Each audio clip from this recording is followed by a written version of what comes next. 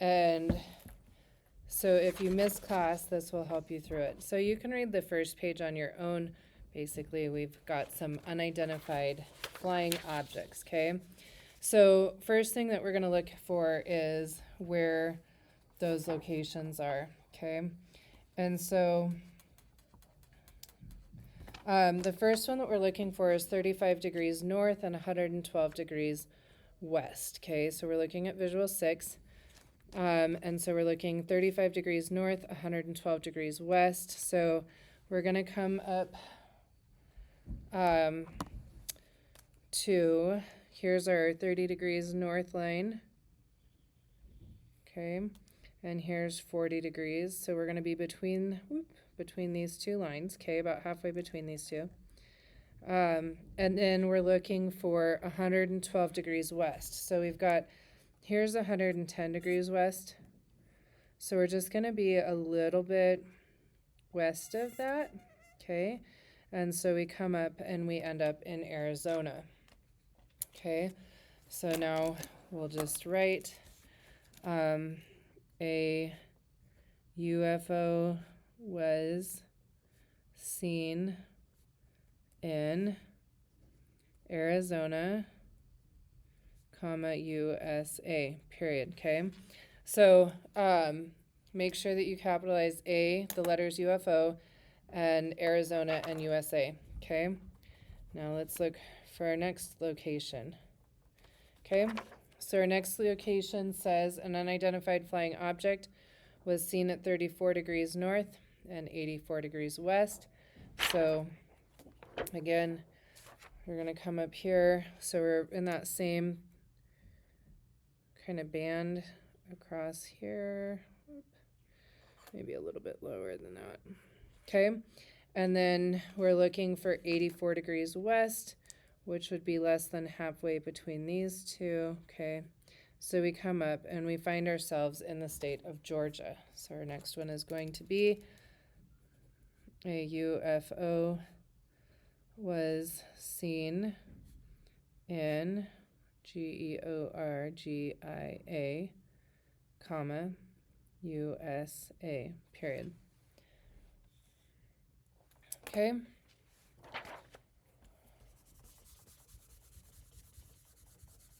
Remember, you can pause it at any time if you need to. Okay, the next one is 50 degrees north and 85 degrees west. So we come up to 50 degrees north, comes right along here. Okay, and then we're looking at 85 degrees west, which would be about halfway in between our 80 and 90. So we come up here, we're going to respect the curve, ish. Okay, and we end up in the province of Ontario, okay? So now we're going to write a UFO was seen in the province of Ontario, comma, Canada, period.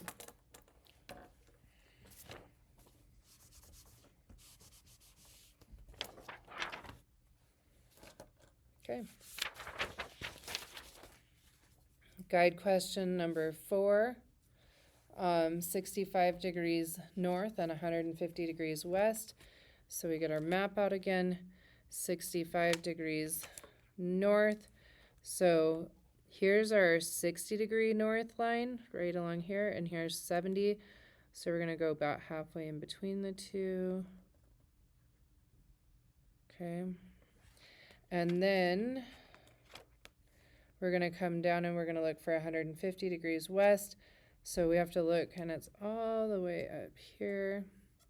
So our lines cross in the state of Alaska. So a UFO was seen in Alaska, comma, USA. Now, aliens have landed somewhere in the northwestern hemisphere. So, we're looking for 55 degrees north and 115 degrees west. So again, we're gonna come way up here between our 50 and 60. Come along here. Okay, and then 115 degrees west puts us about halfway in between these two. Okay, and we end up in the province of Alberta. So we'll say aliens have landed in the province of Alberta, comma, Canada, period. Okay. Now, we have received word that they are looking for an area with climates similar to their home planet, which are arid, semi-arid, Mediterranean, highlands, and marine west coast. So now we get out our climate zones map, okay? And so we need to know in which state in the United States can you find all of those climates. So we're looking for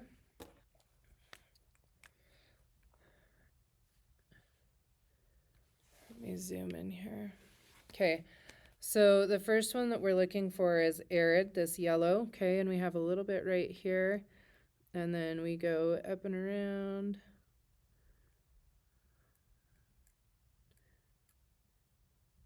Okay, then we're looking for semi-arid, which is this orange color, okay, and that's going to come up through here. I should probably be using different colors, but I don't think I have 5 colors. Okay. Okay. And then we have this little bit right here. Then we're looking for Mediterranean, which is this brown color. Okay, and that one comes up and through here. Then we're looking for Marine West Coast, which is this green color. Whoops, I'm off kilter here. Okay, so then Marine West Coast goes up in here. Okay, and then, what was our other one? Highlands, okay? So then Highlands is our last one that we're looking for. Okay, so Highlands is this other brown color, and it comes up and around here, and then it goes up. So when we look at what state has all 5, we see them all in the state of California. So now what we're going to do is you're going to go ahead and write just directly from what you already had in the text. We're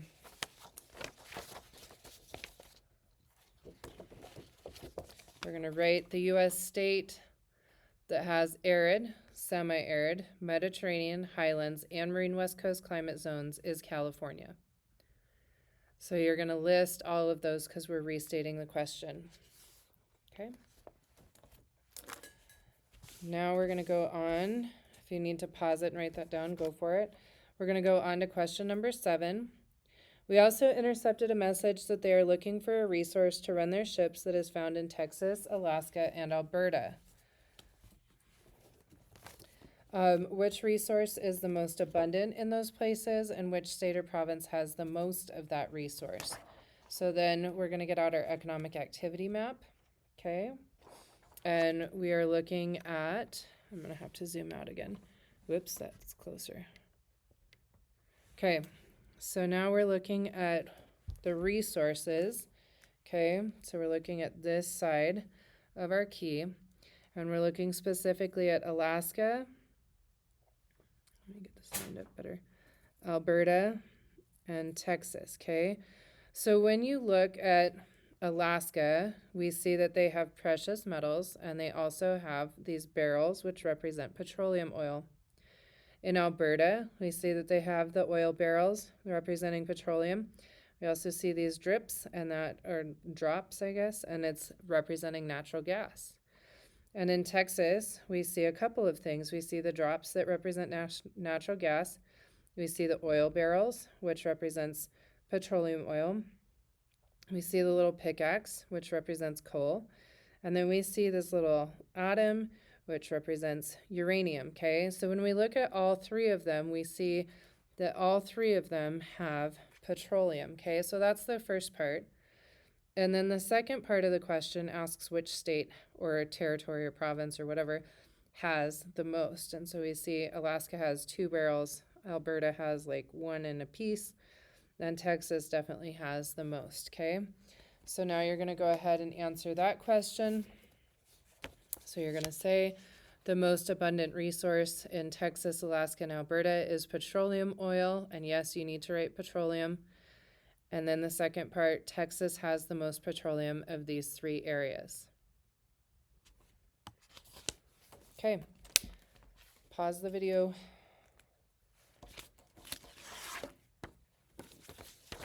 Now we're on to question number 7.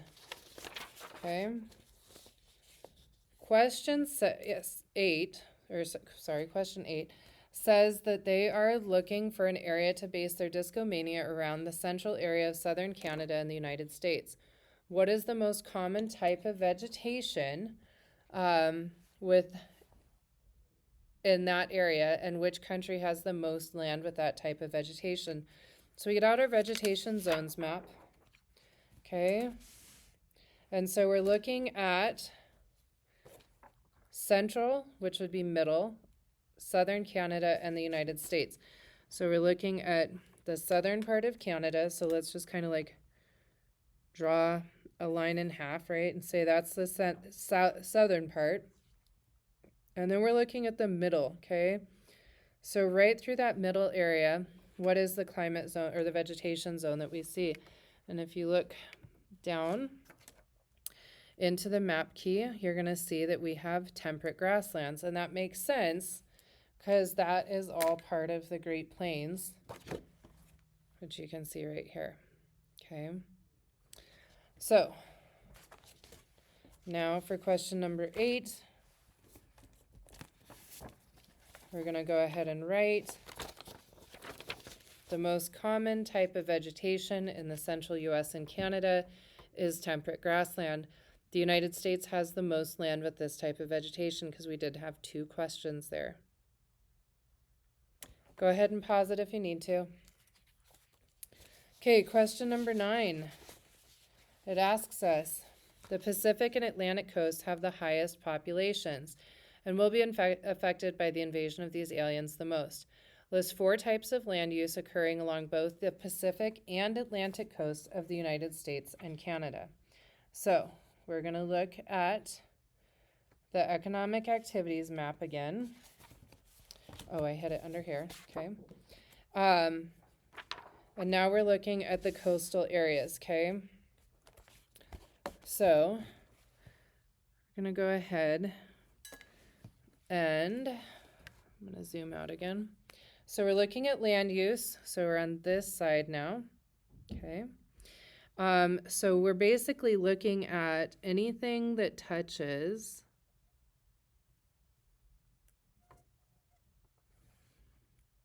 these coastlines, okay?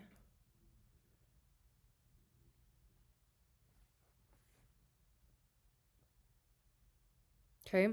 But I also want you guys to think, because we're only listing 4, so we want to also think about like the number of people that are impacted by those trades as well, those land uses. And so when we look at the population density map, we can see we have under 2 people in these yellow areas, right? And then we get down in here and we've got a higher population going up to over 250, and same thing over here, okay?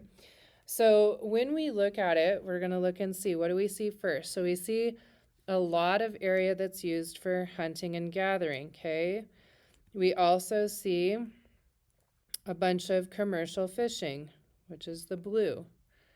Then the purple, what's here? Wait, the brown up here is livestock raising.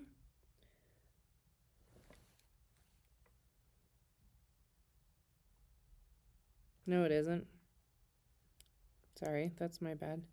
It's nomadic herding. Okay, that didn't make sense. Then we look down here and we see in the green we've got a lot of forestry.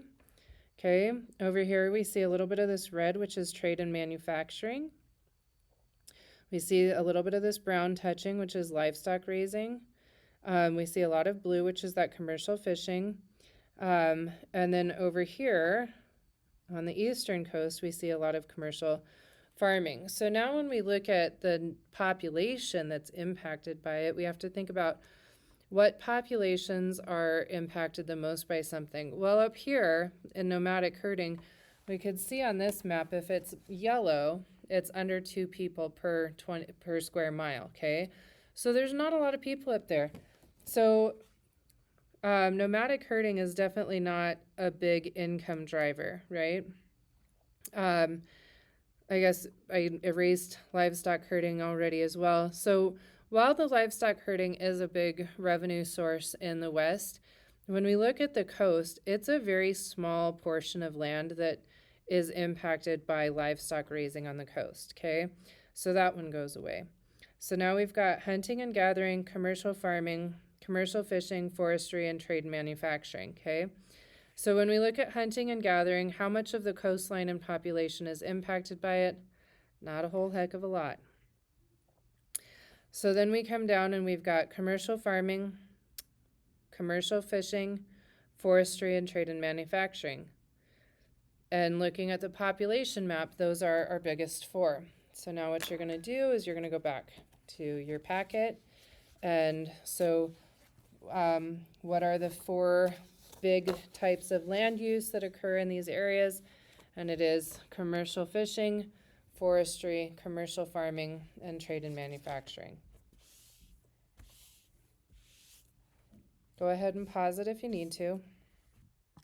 Okay, let's go on to number 10. So California is likely where the aliens plan to relocate, and it is the most populated state in the region.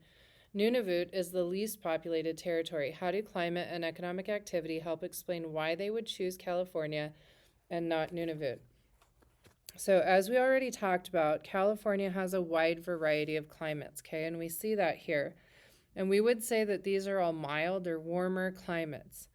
Then when we look at Nunavut, we have 2 types of climate. We have tundra, which is the darker purple, and subarctic, which is the lighter purple, okay? So when we are talking about this with the tundra, one of the things is that the ground stays frozen. And so it has something that's called permafrost, which happens when the ground is frozen for a period of at least 2 years. And so there's really like giant ice cubes in the ground. So for climate for California, we're going to go ahead and write that there's a variety of mild climates. You could add even that it's warmer weather, okay, warmer temperatures. And then for Nunavut, we have tundra with little vegetation and extreme cold, okay? Now we're going to look at the economic activity that's available in California versus Nunavut, okay? So again, in California, we have a wide variety of different types of land use and resources available, okay? So when we look at this, we can see that California has trade and manufacturing, it has commercial farming, it has livestock raising, okay? And then it has commercial fishing and it has forestry. As far as resources are concerned, it has petroleum, oil, it has natural gas, and it has hydroelectric power. In contrast, when we look at Nunavut, we see hunting and gathering and little or no activity.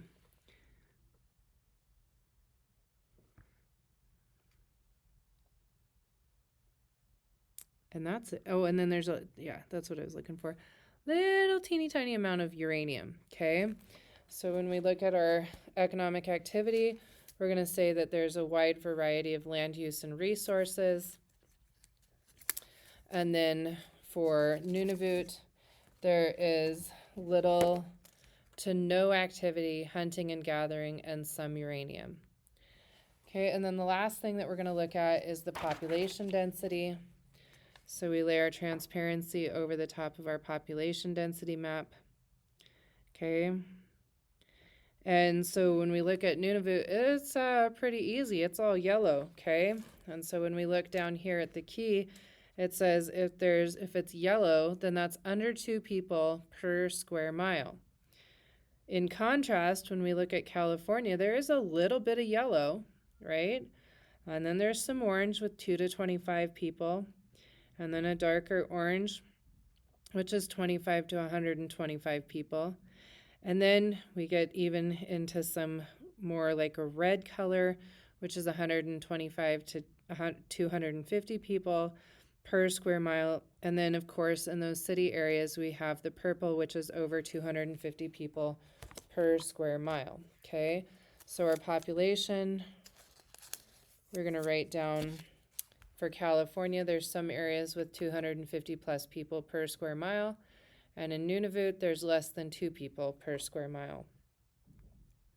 So going back to answer the questions, why would you choose California and not Nunavut? California has a mild climate, whereas Nunavut is extremely cold and has very little vegetation. California has a variety of jobs in livestock raising, trade and manufacturing, and commercial fishing. However, Nunavut has some hunting and gathering. So clearly, I think you could summarize it by saying, clearly, comma, California offers a wider variety of opportunities. I mean, think about it. Why would aliens want to live in a busy populated place? It would be easier to blend in. They have more access to resources. I don't know. They could do more science experiments on people. Who knows? Okay, go ahead and pause it if you need to.